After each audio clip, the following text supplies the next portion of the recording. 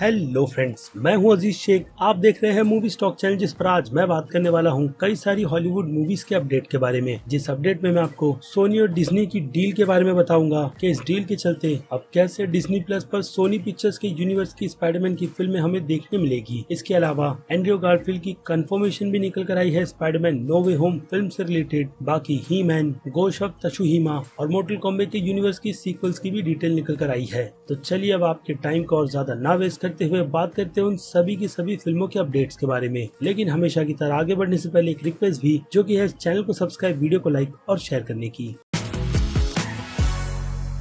तो फ्रेंड्स, तो सबसे पहले बात कर लेते हैं स्पाइडरमैन नो वे होम फिल्म से रिलेटेड आई हुई एक काफी जबरदस्त अपडेट के बारे में। जो अपडेट एंड्रयू गारफील्ड से जुड़ी हुई है कि उनके वर्जन का स्पाइडरमैन हमें टॉम हॉलैंड के यूनिवर्स के स्पाइडरमैन की फिल्म में नजर आएगा भी या नहीं। वेल, तो जवाब काफी सिंपल है, जिससे सीधे सीधे जॉर्ज हॉरोविट्ज ने पूछा है अपने पेटीएम अकाउंट के शो पर, जिस शो का नाम हैप्पी सैड कंफ्यूज्ड है। और एंड्रयू गारफील्ड अपनी अपकमिंग फिल्म मेन स्ट्रीम को लेकर प्रमोशन कर रहे थे। और उस इंटरव्यू में जॉर्ज ने सीधे सीधे एंड्रयू गारफील्ड से यही पूछा कि उनका अपीयरेंस हमें स्पाइडरमैन नो वे होम फिल्म में नजर भी आने वाला है या नहीं। और उसके जवाब में एंड्रयू गारफील्ड ने सिंपली ना नहीं कहा, बल्कि उन्होंने बातों को इतना ज्यादा घुमाया जैसे कि उनका सीक्रेट ट्विटर अकाउंट है, जिस अकाउंट से वो लोगों को कहते भी रहते हैं कि जो वो लोग सोच रहे हैं वैसा कुछ भी नहीं है। और उन्होंने यहाँ पर एग्जांपल वेयरवुल्फ को लेकर दी कि लोग उन्हें वेयरवुल्फ समझ रहे हैं लेकिन वो नहीं है। लेकिन अगर देखा जाए तो सिंपल से क्वेश्चन का आंसर उनसे पूछा गया है कि उनका अपीयरेंस इस फिल्म में होगा या नहीं, और फिर से उनका जवाब कि उन्हें अब स्टूडियो की तरफ से ऐसा कोई कॉल आया नहीं है। लेकिन अगर ऐसा कोई कॉल आएगा फिर से पीटर पार्कर के इस रोल का, तो वो उसे करने के लिए डेफिनेटली रिटर्न आएंगे। वेल, उनकी इस रिटर्न से फैंस को थोड़ा बहुत चिल तो हो जाना चाहिए कि उनके साथ जो भी सोनी पिक्चर स्टूडियो ने किया था स्पाइडरमैन की ही फिल्मों को लेकर, ठीक टॉबी मैगवायर की तरह, तब उनकी इस कंफर्मेशन से तो ये डाउट पूरी तरीके से क्लियर होता है कि वो इस रोल को करने के लिए बिल्कुल रेडी है। लेकिन आंसर अभी भी उन्होंने इसका बिल्कुल क्लियर नहीं दिया है, जिसे मैं भी आप पर ही छोड़कर इस सब्जेक्ट को यहीं पर खत्म करूंगा, क्योंकि already Spiderman far from home film को लेकर हाइप हिसाब से काफी ज्यादा बढ़ गई है। और वैसे ही लोगों की कई ज्यादा उम्मीदें भी, जिस पर अगर जरा सी भी गलती अगर स्टूडियो की तरफ से की गई, यानी कि उस हाइप पर अगर ये फिल्म नहीं पहुंची, तो फैंस को काफी बड़ी डिसअपॉइंटमेंट तो मिलेगी ही, जिसका गुस्सा फैंस मार्वल स्टूडियो और सोनी पिक्चर्स पर जरूर निकालेंगे। बाकी बात करें फिल्म की ऑफिशियल रिलीज डेट की, तो फिल्म अभी भी ऑफिशियली 17 दिसंबर के लिए ही कंफर्म की गई है इस साल के हिसाब से।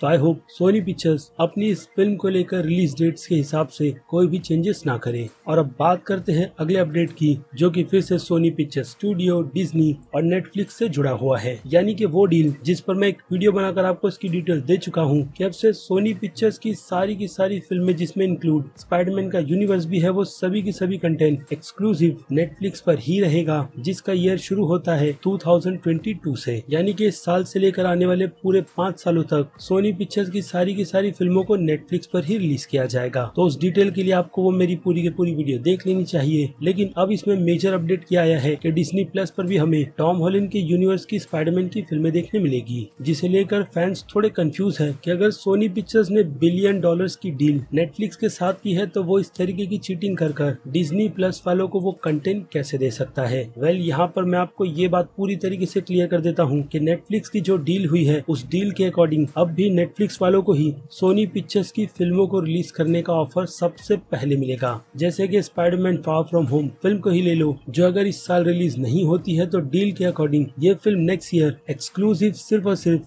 8 महीने के लिए नेटफ्लिक्स पर सबसे पहले रिलीज की जाएगी। जी हाँ, पूरे 8 महीने के लिए। यानी तब तक ऑडियंस को ये फिल्म बाकी दूसरे किसी भी स्ट्रीमिंग प्लेटफॉर्म पर देखने नहीं मिलेगी, और 8 महीने के बाद जाकर सोनी पिक्चर्स इस फिल्म को बाकी दूसरे किसी भी स्ट्रीमिंग प्लेटफॉर्म को दे सकता है। और ऐसे कर डिज्नी वालों ने सोनी पिक्चर्स से डील की है उन्हीं के स्पाइडरमैन के यूनिवर्स की फिल्में अपने प्लेटफॉर्म पर दिखाने की, जिसमें अगर कोई जीत रहा है तो वो सिर्फ और सिर्फ सोनी पिक्चर स्टूडियो ही है, जो बिना किसी भी स्ट्रीमिंग प्लेटफॉर्म के अपनी फिल्मों के कंटेंट के ही दम पर अच्छी खासी कमाई कर रहा है। ऊपर से फायदा सबसे पहले नेटफ्लिक्स को मिलेगा, उसके बाद जाकर डिज्नी स्टूडियो को, आई मीन डिज्नी प्लस को। उसके बाद आ जाए film Thor love and thunder पर, तो इस फिल्म में रसल क्रो के कैरेक्टर की कंफर्मेशन खुद उन्होंने ही की है एज इन जूस की। यानी कि वो इस फिल्म में ग्रीक गॉड जूस के कैरेक्टर का रोल प्ले करेंगे, जो रोल डेफिनेटली फिल्म में उतना ज्यादा बड़ा नहीं होगा। जिसके अगर रीजन की बात करें तो वो रीजन है फिल्म का विलेन गोर द गॉड बुचर। अब इसके नाम से ये बात पूरी तरीके से साफ हो जाती है कि इस फिल्म में गॉर गॉड्स को मारेगा। ऐसे में जूस के रोल में इतने बड़े एक्टर को लेना यही बात क्लियर कर रहा है कि वो इस फिल्म में छोटा मोटा कैमियो ही प्ले करते नजर आने वाले हैं, जिसके बाद उनके कैरेक्टर को पूरी तरीके से and gore the God butcher कर देगा, ताकि इस फिल्म से ये दिखाया जा सके कि गॉर कितना ज्यादा पावरफुल है और उसके आगे गॉड्स जल्दी नहीं टिक पाते। इसलिए थॉर की मुसीबत इस कैरेक्टर को लेकर सबसे ज्यादा बड़ी रहेगी। इसके अलावा फिल्म में और कौन कौन से मेन कैरेक्टर को मारा जाएगा उसकी ऐसी कोई भी कंफर्मेशन तो निकल कर नहीं आई है, लेकिन हिंट फिल्म के डायरेक्टर टाइका वाइटिटी की तरफ से कुछ ऐसे ही दिए गए थे।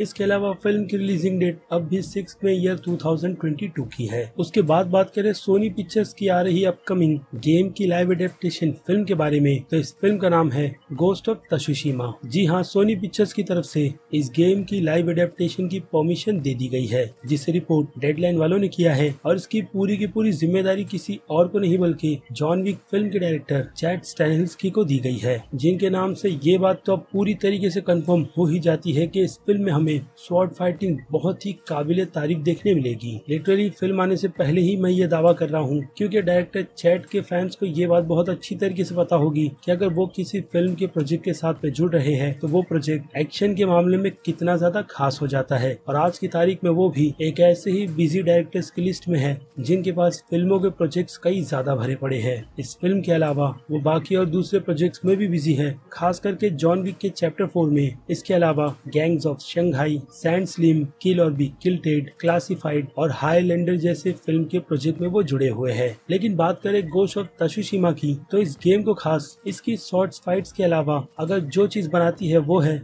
इसकी काफी दमदार स्टोरी टेलिंग और समुराई की लाइफ की पूरी डिटेल्स, जो ये गेम लोगों के सामने बहुत ही अच्छी तरीके से रखने में पूरी तरीके से कामयाब हुआ है। तो आई होप उन्हीं चीजों को ध्यान में रखकर सोनी पिक्चर्स इस फिल्म को भी वैसे ही बिल्कुल ट्रीट करेगा। बाकी चैट तो है ही इस फिल्म को संभालने के लिए। और अब बात करें सोनी पिक्चर्स की एक और अपकमिंग फिल्म के बारे में, जो मुझे लगता है कि अब कई 100 साल तक अटकी हुई है। तो ये फिल्म है मास्टर्स ऑफ यूनिवर्स यानी कि ही-मैन की लाइव एडेप्टेशन, जिसे हम रीबूट वर्जन भी कह सकते हैं, क्योंकि ही-मैन के प्रोजेक्ट पर पहले भी 80s के टाइम पर एक फिल्म आ चुकी है, जिसे इतनी ज्यादा सक्सेस तो नहीं मिली थी जितनी ज्यादा सक्सेस इसके 2D एनिमेशन को मिली थी। लेकिन अनफॉर्चुनेट वो टीवी शो पूरा कंप्लीट नहीं हुआ था, जिसे अब कंप्लीट करने की कसम नेटफ्लिक्स वालों ने खाई है। और उस 2D एनिमेशन शो के प्रोजेक्ट पर काम चल रहा है नेटफ्लिक्स में, जिसकी मेरे पास ऐसी कोई भी ज्यादा डिटेल नहीं है। लेकिन सोनी पिक्चर्स के लाइव एक्शन फिल्म के प्रोजेक्ट की बात करें तो सोनी पिक्चर्स स्टूडियो की तरफ से ये बात बिल्कुल क्लियर कर दी गई थी कि इस प्रोजेक्ट को वो लोग बिल्कुल थॉर द रैग्नारॉक के लेवल का बनाने वाले हैं। और अगर आपने कार्टून देखा होगा, जिसका मैं तो बचपन में फैन था, तो डेफिनेटली ही-मैन का यूनिवर्स भी कुछ उसी तरीके का है, जिसे अगर अच्छा खासा बजट दिया गया तो ये प्रोजेक्ट काबिले तारीफ बनेगा। यानी कि पूरी चीज डिपेंड करती है इसके प्रोडक्शन वैल्यू पर। इसके अलावा भी रिसेंटली पहले तो इस फिल्म को डिले किया गया, यानी कि इसकी ऑफिशियल रिलीज डेट से, जहां इस फिल्म की ऑफिशियल रिलीज डेट इसी साल 5 मार्च की कंफर्म की गई थी। लेकिन फिल्म के प्रोजेक्ट पर ऐसा कोई भी काम शुरू नहीं किया गया, जिसके चलते ये फिल्म डिले तो होनी ही है। लेकिन अब सोनी पिक्चर्स की तरफ से एक और कंफर्मेशन की गई है, जो कंफर्मेशन है नुहा सेंटिनो के इस फिल्म से हटने की। जी हाँ, उन्हें इस फिल्म के प्रोजेक्ट से निकाल दिया गया है, यानी कि वो अब हमें इस ही-मैन के यूनिवर्स के ही-मैन बनते हुए नजर नहीं आएंगे। इट मीन्स कि अब कास्टिंग के लिए और थोड़ा टाइम लगेगा, जो कि यही चीज हमें समझाता है कि इस फिल्म को भी अब रिलीज होने में अच्छा खासा टाइम लगेगा, क्योंकि सिवाय नुहा सेंटिनो के बाकी और दूसरी कोई भी कास्टिंग की कंफर्मेशन नहीं की गई थी। बट इसके अलावा फिल्म के डायरेक्टर एरोन और एडम नी की कंफर्मेशन कर दी गई है। बाकी राइटर की सीट पर डेविड एस गॉयर को बिठाया गया है, जिन्होंने इसके पहले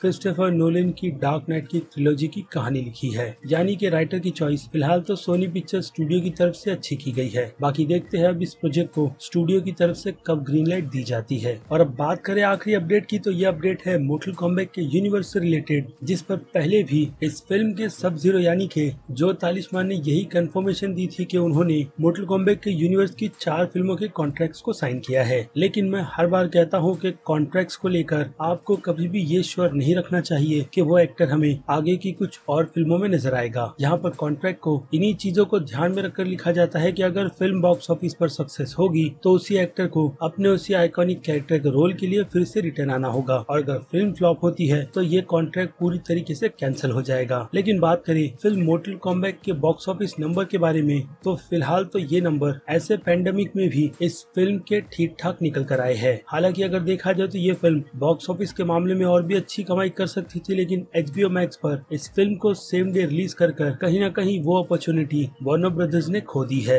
लेकिन जो भी हो, फिल्म बॉक्स ऑफिस पर सक्सेस रही है, जिसके चलते इस फिल्म के सीक्वल के आने के चांसेस थोड़े बहुत तो है, क्योंकि राइटर्स ने भी आकर खुलकर अपनी राय यही कहकर लोगों के सामने रखी है कि उन्होंने इस फिल्म की कहानी के पहले पार्ट को यही ध्यान में रखकर लिखा था कि पहला पार्ट बस फिल्म के पूरे टोन को सेट करेगा और बाकी का पूरा काम फिल्म के बाकी के 2 पार्ट्स की प्लानिंग में उन लोगों ने ऑलरेडी लिखकर कर दी है। यानी कि राइटिंग इस फिल्म के राइटर्स की तरफ से ऑलमोस्ट कंप्लीट है, जिसके सेकंड पार्ट में हमें टूर्नामेंट दिखाया जाएगा और थर्ड पार्ट में पोस्ट टूर्नामेंट, यानी कि काफी बड़ी बैटल, जिसकी राइटर्स ने ज्यादा डिटेल तो नहीं, यही हिंट देकर खत्म किया है कि थर्ड पार्ट इस यूनिवर्स का एक काफी बड़ा फिनाले रहेगा। और मोर्टल कॉम्बैट के फैंस को ये बात बहुत अच्छी तरीके से पता है कि गेम में मोर्टल कॉम्बैट का यूनिवर्स बहुत नहीं बल्कि हिसाब से काफी ज्यादा बड़ा बन गया है और अगर स्टूडियो चाहे तो उस यूनिवर्स को ऐसे आगे कंटिन्यू रख सकता है, लेकिन सब कुछ डिपेंड करता है फिल्म के बॉक्स ऑफिस के नंबर पर। वेल, तो ये थी सारी की सारी हॉलीवुड मूवीज की काफी बड़ी अपडेट्स, जिन्हें लेकर अब आपकी क्या राय है उस बारे में मुझे कमेंट कर जरूर बताइएगा। बाकी इस वीडियो को लाइक कर भी। तो चलिए अब खत्म करते हैं वीडियो को यहीं पर। मैं हूं अजीज शेख, आप देख रहे थे मूवी स्टॉक चैनल, जिसे अगर आपने अभी तक सब्सक्राइब नहीं किया है तो सब्सक्राइब कर लीजिए और बगल में बने हुए इस बेल आइकन के साथ साथ नोटिफिकेशन को भी ऑल पर क्लिक कर दीजिएगा। बाकी मैं मिलूंगा जल्दी आपसे दूसरी किसी वीडियो में किसी और फिल्म या फिर किसी और सीरीज के टॉपिक पर बात करते हुए। तब तक के लिए आप मेरे चैनल के बाकी दूसरे वीडियोस को एंजॉय कीजिए। Till then,